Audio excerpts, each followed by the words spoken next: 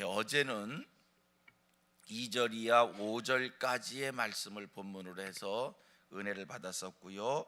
어저께 두 가지를 함께 살피며 은혜 받았지요. 첫째 하나는 예수님의 사역의 중심에는 성령이 중심이었다. 늘 성령이 함께 하시는 예수의 전 과정 속에 이 세상에 오시는 것도 성령의 인태하심 속에 모든 사역이 성령님과 함께하는 사역이었다는 것을 말씀을 드렸고요. 두 번째 또 한 가지 말씀은 예수님이 전한 복음의 내용은 하나님의 나라였다. 우리 예수님 산에서, 길에서, 성읍에서, 마을에서, 회당에서, 바닷가에서 한결같이 전하는 복음의 핵심은 하나님의 나라였다. 이 말씀 어저께 우리가 함께 살폈던 말씀이고요. 오늘 5절 이하의 말씀을 쭉 살펴보면 5절에 물 세례와 성령 세례라는 말씀이 나오고 있습니다. 자, 물 세례, 성령 세례. 물 세례는 무엇이고 성령 세례는 무엇인가? 자, 5절 같이 읽어봅니다. 시작. 요한은 물로 세례를 베풀었으나 너희는 몇 날이 못되어 성령으로 세례를 받으리라. 요한은 물로 세례를 베풀었다. 그러나 너희는 몇 날이 못되어 무엇으로? 성령으로 세례를 받을 것이다. 여러분, 물로 세례를 받는다는 이 물 세례는 뭐고, 성령으로 세례를 받는다는 이 성령 세례란 무엇인가? 물 세례란, 물로 세례를 받는다는 것은 우리가 잘 알지요. 우리가 예수를 그리스도로 고백을 하면 교회에서 행하는 의식이 있습니다. 물을 머리 위에 얹으면서 성부와 성자와 성령의 이름으로 세례를 베푸노라. 여러분들 다 그 물 세례를 받으신 줄로 믿습니다. 지금은 우리가 물을 머리에 이렇게 바르는 걸로 세례를 행하지만 예수님 당시에 초기 성도들은 이 물을 머리에 이렇게 바르는 그런 의식이 아니라 우리 예수님도 그런 세례를 받으셨잖아요. 요단강에 물속에 완전히 잠겨졌다 나오는, 물속에 쑥 들어갔다 나오는 그러한 의식을 행합니다. 의식을 합니다. 이 물 세례는요, 상징성이 있는 기독교의 의식입니다. 뭐가라고요? 상징성이 있다. 어떤 상징이냐? 생각해 보셔봐요. 물속에 완전히 쑥 들어갔다 나오는 거예요. 그럼 요즘에도 그렇게 해야 되지 않느냐라는 얘기를 할 수 있지만, 요즘에는 그렇게 물속에 쑥 들어갔다 나오는 그런 의식을 행하기에는 여러 가지 번거로움, 어려움, 불편함이 있기에 물속에 쑥 들어가는 그런 의미를 담긴, 우리가 이제 머리 위에다 물을 바르는 거거든요. 그러나 본래 요단강에 예수님이 세례 받으신 것처럼 물에 쑥 들어갔다 나오는 거예요. 이건 상징성이 있는 건데, 물에 쑥 들어갔다 나온다, 이게 뭐니까? 물에 쑥 들어간다는 것은 곧 죽음을 의미하는 겁니다. 장사를 의미하는 겁니다. 지난날의 내 삶의 모든 죄는 이 물속에 완전히 장사 지냅니다. 그래서 물에서 나옵니다. 이제 물에서 나올 때는 나는 이제 그리스도와 더불어 새 사람을 살겠습니다. 새로운 삶을 살겠습니다. 이런 의미가 담긴 이 세례입니다. 그래서 이 물 세례는 정말로 중요한 것은 뭐냐면 신앙 고백이 중요한 겁니다. 내가 왜 물속에 쑥 들어갔다가 내가 왜 물속에서 나오느냐? 여러분, 이거 의미가 담기지 않은, 그게 무슨 뜻인지도 모르고 물속에 들어갔다 나오는 것을 100번, 1000번, 10,000번 한들 무슨 소용이 있겠습니까? 여러분, 이 물세례에서 정말 중요한 것은 내가 왜 물속에 쑥 들어갔다 나오는가라고 하는 것에 대한 그 의미의 고백인 거예요. 많은 사람들 앞에서, 하나님 앞에서 이제 나의 모든 죄는 물에 장사 지내고 주님과 더불어 함께 새로운 삶을 살겠습니다 라고 하는 이 고백이 중요한 거예요. 그래서 세례를 베풀 때에는 그냥 많은 사람들을 그냥 막 성부와 성자와 성령의 이름으로 세례를 베푼다, 그런 의식을 행하는 게 아니라 이 세례를 행할 때는 정말 중요한 것은 왜 물속에 들어갔다 나오냐가 중요한 거기 때문에 꼭 신앙 고백을 먼저 받고, 너 왜 물속에 들어가는 거니? 물속에 들어갔다 나와서 어떻게 살 거니? 이거를 확실하게 물어보고 그 물음에 대한 확실한 답을 한 사람에게 이 예식을 선별적으로 하는 겁니다. 그래서 이 물 세례에서 중요한 것은 뭐라고요? 신앙 고백이 중요한 거다. 왜 물에 잠기고 이후의 삶은 어떻게 살겠냐라고 하는 그 고백이 중요한 것이고, 또 한 가지 이 물 세례는 상징성이 있는 의식이다라고 하는 것을 첫째 머리에 우리 마음에 새기시기를 바라고요. 그 다음에 성령 세례는 뭐냐?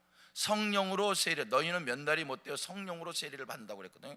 성령으로 세례를 받는다, 이 말은 성령이 임한다는 말에 대한 표현입니다. 아까 제가 말의 표현을 조금 다르게 했잖아요. 아까 물 세례는 상징성이라고 표현을 했고요, 이 성령 세례는 성령이 임한다는 말의 표현입니다. 성령이 임함을 우리는 성령으로 세례를 받았다, 이런 표현을 쓴 겁니다. 그래서 여러분, 물 세례는 내가 그게 세례 받는 게 물 세례인가 보다 이렇게 이제 알겠는데, 성령으로 세례가, 성령 세례는 뭐냐? 성령 세례는 뭐라고요? 성령의 임함에 대한 표현을 성령으로 세례 받았다. 자, 그러면 여러분들 다 성령 세례 받으셨습니까? 이 말은 성령이 여러분에게 임했냐는 거예요. 목사님, 내게 성령이 임했는지, 내가 성령 세례를 받았는지 뭔지 잘 모르겠는데요. 이건 그럼 성령이 임하면 여러분, 성령 임함의 증거가 있습니다. 바람이 불면 바람이 부는 그 현상이 있는 것처럼 성령이 임함에 대한 증거가 있어요. 오늘 제가 여러분들에게 성령이 임했느냐, 내게 성령이 임했느냐, 여러분에게 그 증거가 따른다니까요. 현상이 있다는 거요. 그게 뭐냐면 예수가 믿어진다는 거예요. 신앙 고백을 하게 된다는 거예요. 그 다음에 성령이 임하면 회개를 하게 된다는 거예요. 지난날 내 삶이 뭐가 잘못됐는지를 분명히 알게 된다는 거예요. 여러분들은 예수를 주로 고백하고 예수를 믿으면서 교회를 다니면서 지난날의 삶이 뭐가 잘못됐는지를 아십니까? 세상 사람들과 교회를 다니는 사람들의 차이가 뭔지를 알고 계십니까? 이거는요, 우리에게 성령이 임하면 여러분 그 일부터 생기는 거예요. 세상 사람들과 교회를 다니는 사람들의 차이가 뭐다? 이게 성령이 임한 사람들에게 저절로 알아지는 현상이라는 거예요. 또 한 가지, 성령이 임하면 어떤 변화가, 어떤 현상이나 증거가 나타나냐면요, 하나님의 말씀이 지켜진다는 거예요. 말씀대로 사라지는 능력이 생긴다는 거예요. 자, 오늘 교회를 다니는 모든 이들에게 성령이 임해서, 사실 그러고 보면 교회를 다닌다고 해서 다 예수가 믿어지는 것 아니잖아요. 교회를 다닌다라고 해서 다 자기의 삶에 대한 회개가 고백되는 것이 아니잖아요. 세상 사람과 하나님의 자녀들의 차이가 뭔지를 알고 교회를 다니는 것은 아니잖아요. 교회를 다닌다고 해서 하나님의 말씀이 다 지켜지는 것이 아니잖아요. 그래서 오늘 이 교회를 출입하는 모든 이들에게 다 성령이 임하여서 예수가 믿어지고 죄가 고백되어지고 하나님의 말씀이 지켜지는 이런 은혜가 임하기를 원합니다. 제가 물로 세례를 받는 것과 성령으로 세례를 받는 것에 대해서 간단히 설명을 드렸습니다. 여러분, 그렇다면 이 물로 세례를 받는 것과 성령으로 세례를 받는 것에 뭐가 더 중요한 거냐? 뭐가 더 중요한 거냐? 말씀을 드리지요. 둘 다 중요합니다. 둘 다 중요합니다. 하지만 여러분, 물 세례를 가능케 하는 것은 성령 세례입니다. 왜? 물 세례는 믿음을 고백한 사람들에게 선별적으로 하는 거였다고 그랬어요. 그럼 이 믿음을 고백케 하는 것은 성령이 임하여야 믿음의 고백이 가능한 거기에, 성령이 임하여야 그리스도와 더불어 새로운 삶이 사라지는 것이기에, 성령으로 세례를 받는 자들이 이 물 세례를 받게 되어지는 겁니다.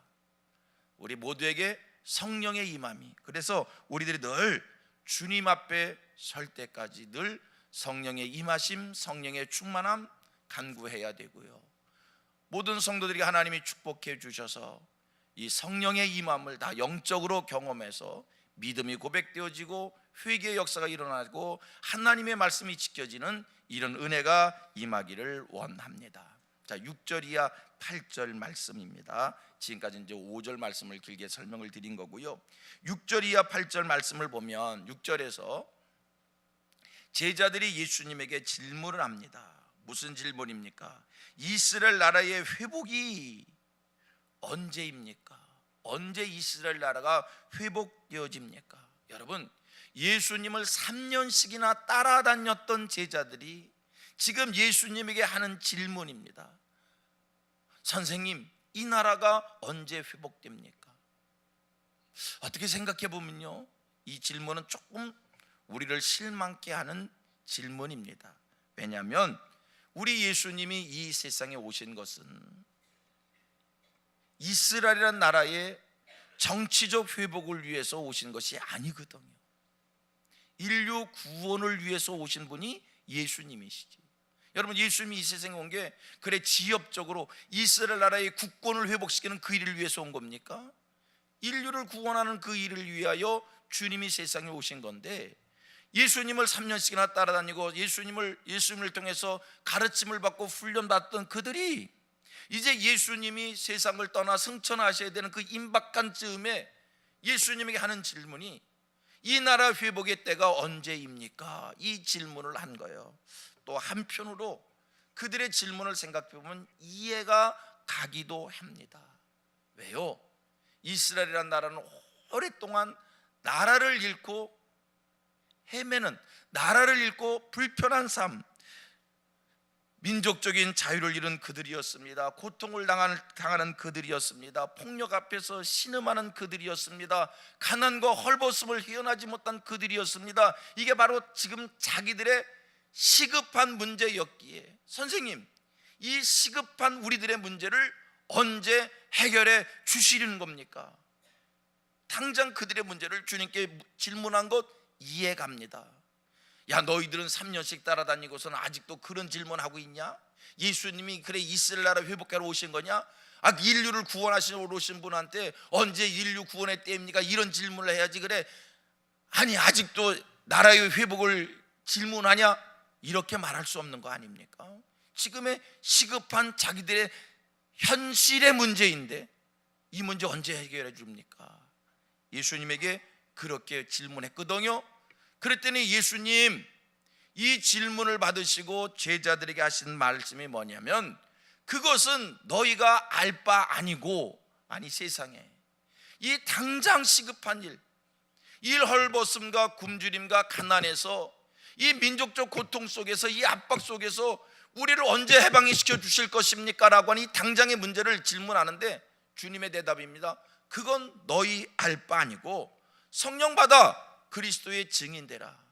이게 예수님의 대답인 거예요. 어찌 보면 제자들의 질문에 대해서 동문서답을 하는 것과 같은 그러한 답을 주신 거예요. 자, 보세요. 오늘 여러분들이 현실 생활 속에 시급한 문제가 있어서 기도의 제목을 가지고 오늘 이 앞에 오신 줄 믿습니다.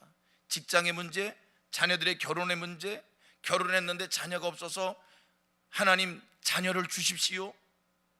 지금 금전적 문제로 이런 일 저런 일 어려움이 있어서 하나님 이 문제를 해결해 주십시오. 남편의 문제, 사업의 문제, 진로의 문제 등등 현실 생활의 만 가지의 기도의 제목을 가지고 와서 하나님 이런 문제 해결해 주시고요, 이런 문제 해결해 주시고, 나 이렇게 시급합니다, 그렇게 간구하는데 주님이 음성을 들려주십니다. 야, 그건 구하지도 마. 그건 너희 알 바 아니야. 그냥 너 성령 받고 내 증인 돼. 이렇게 말씀한다면 얼마나 답답하겠어요. 그런 예수 내가 믿어야 되나? 그런 신앙 내가 가져도 되나? 자, 보세요. 오늘 여러분들을 향한 하나님의 음성입니다. 여러분들이 만 가지 기도 제목 가지고 와서 현실의 이런 문제를 가지고 주님 앞에 내려놓는데, 지금 하나님이 말씀을 여러분들에게 주십니다. 나 이런 일 해결해 주세요 그러는데 하나님 말씀한단 말이에요. 음성 들려주신단 말이에요. 그건 너 알 바 아니고, 너 성령 받고 나가서 내 증인데 한심합니까? 안 한심? 아니, 이런 하나님이 어디 있어? 이런 주님이 어디 있어? 자연스러운 그런 얘기가 우리한테 나올 수 있을 거예요. 그런데 보세요, 그건 너희 알 바 아니다. 이 말에 대해, 이 말 속에 있는 숨은 뜻을 아시길 바랍니다. 현실의 이 문제를 가지고 하나님 이거 언제 해결해 주십니까? 하니까 주님께서 그건 너희 알 바 아니다. 자, 7절 말씀 같이 본문 속에 7절 읽습니다. 시작. 이르시되 때와 시기는 아버지께서 자기의 권한에 두셨으니 너희가 알 바 아니요. 너희가 알 바 아니요. 이 얘기는 뭐냐면 그런 모든 문제는 내게 맡겨라. 여러분, 오늘 하나님이 여러분에게 말씀합니다. 여러분들이 가지고 있는 현실의 모든 문제 내게 맡겨라. 그리고 그것에 매이지 말고 성도로서의 삶을 살아라. 이게 오늘 우리에게 주시는 하나님의 음성인 줄로 믿습니다. 만약에 하나님께 맡기는 믿음이 생기지 않았으면, 하나님이 이 문제를 해결해 주실 것이다라고 하는, 내가 구하는 것보다 더 좋은 것으로 주신다라고 하는 믿음이 생기지 않으면 그냥 구하세요. 매달리세요. 하나님 이거 언제 해결해 주실 것입니까? 라고 하나님 앞에 계속 물으세요. 그러나 어느 순간 내가 구하는 것보다 하나님이 더 좋은 것으로 주신다는 믿음이 생기시면 딱 여러분 거기서 떠나세요.